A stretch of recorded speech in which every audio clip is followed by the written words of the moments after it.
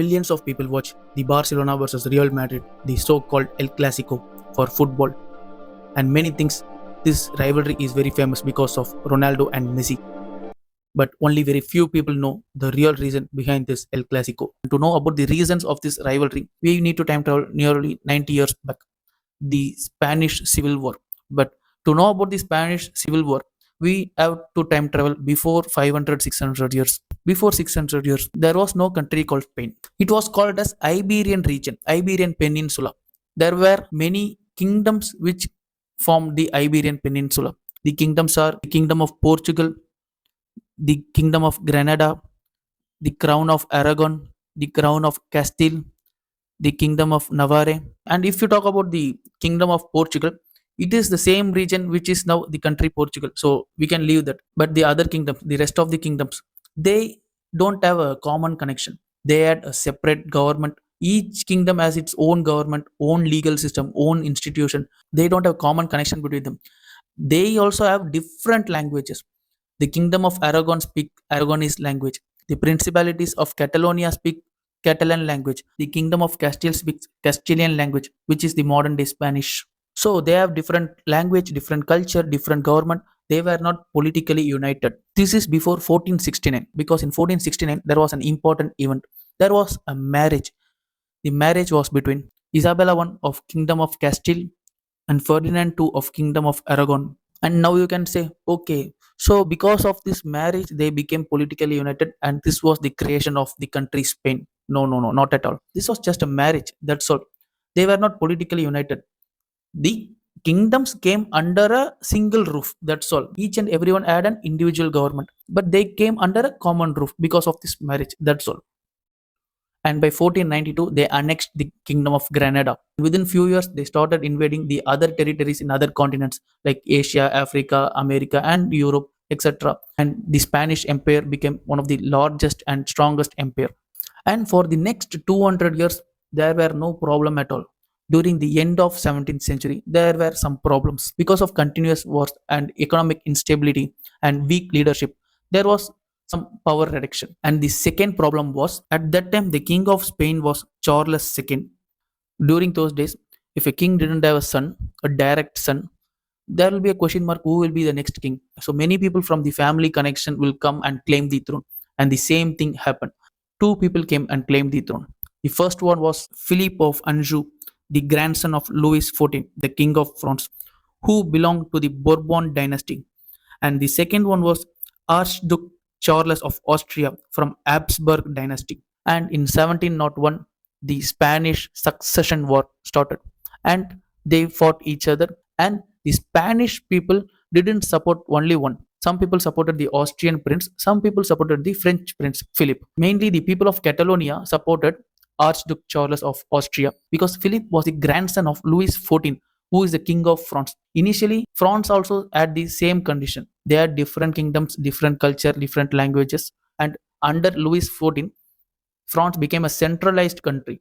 And they were scared. He is from the same family. If he becomes the king, then what will happen? So they supported Charles of Austria. Why they supported Charles of Austria? Because he belonged to the Habsburg dynasty, who already ruled the Spanish Empire. Because during the Habsburg dynasty rule, they allowed the Catalonia people to have their own government. So there was no problem. So they supported the Austrian prince. But during the end of the Spanish Succession War, Philip won the war. And Philip was the new king of the Spanish Empire. And to punish the Catalonia people, he made some reforms. He abolished their government, he abolished their legal system, he abolished all the separate institutions, and he made the Spanish Empire as a centralized empire. And he didn't tell that you should not speak your language, you should not follow your culture, but they won't have their separate government, separate rights. That's all. For example, I can say there is a country like India. There are states like Tamil Nadu, Kerala, Karnataka. There are many states, and they have a separate state government, and there is also a central government for India. So if suddenly someone is coming and telling that you won't have a separate government, you have to follow only the central government, then there will be some problem, right? And this was considered as a biggest humiliation for the Catalonia people. But for the next 200 years there were no problem for them, but this humiliation was considered as one of the biggest humiliation for them, and they passed this incident to their next generation and generation after generation. because this became as a memory. And nearly 200 years over, many kings came, many kings went, and in the late 19th century, there were two incidents. One incident was the formation of the two clubs. Barcelona was started in 1899 by the Swiss businessman Joan Gamper, and in 1902, Real Madrid was started in Madrid, the Spain capital. And the other problem was the monarchy. People was not satisfied with the monarchic rule. Alfonso 13 was the king of Spain at that time, and he was a weak ruler. He gave full freedom for the General Primo de Rivera. He made Spain as a dictatorship land. In 1931, there was an election. There was a local municipality election where the Republicans won the election. Republicans are the person who opposed the government, because the main problem was there were some groups, the landowners, the wealthy people, the nobles, the people who were powerful and connected with the church. They had power, and the other people didn't have any power. For example, in the village sides of Spain, there are some landowners who have acres of land where hundreds of people, thousands of people work under them, but they were not given proper wages. And in the cities, there are many industries, but the workers were not paid good wages, and they were made to work more than 10 to 12 hours, and there was no better working condition at all. So at this point, Republicans were supporting these people, and they were opposing the government. And because of this, they won the 1931 local municipality election. And from 1931 to 1936, the problem was continuing, but the government made many reforms to the struggling people. And in 1936, the parliamentary election happened, and the left wing won the election very easily. So at this point, I said, right, there are some groups, some wealthy groups, some landowners, they didn't like this thing at all. There are some group of people who are opposing this. They were scared that if this is going on, Spain might become a communist country. And one of them from this group was General Francisco Franco. Since he is a general, he made a team with many generals. For example, there are 100 generals in Spain, means nearly 40 to 50 generals made as a team, and the army under them supported them. So Spain was divided into two group.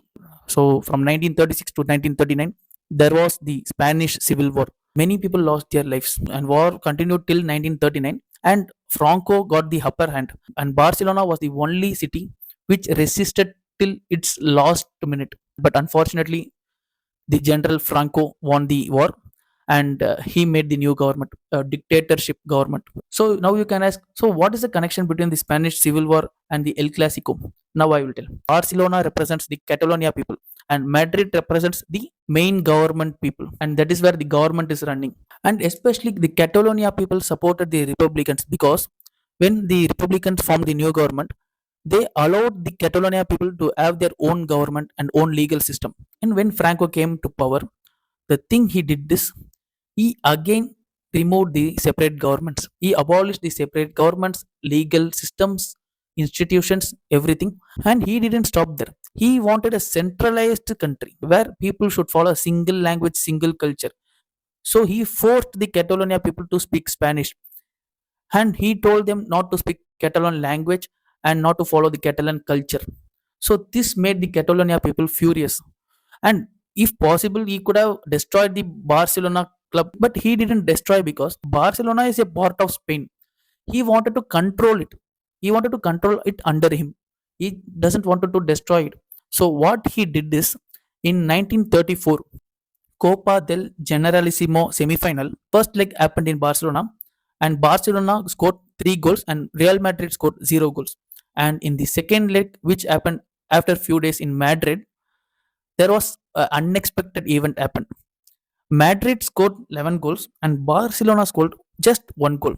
And even now, this is a suspicious event, because everyone know there was a political pressure. That's why Real Madrid scored 11 goals and Barcelona scored just 1 goal.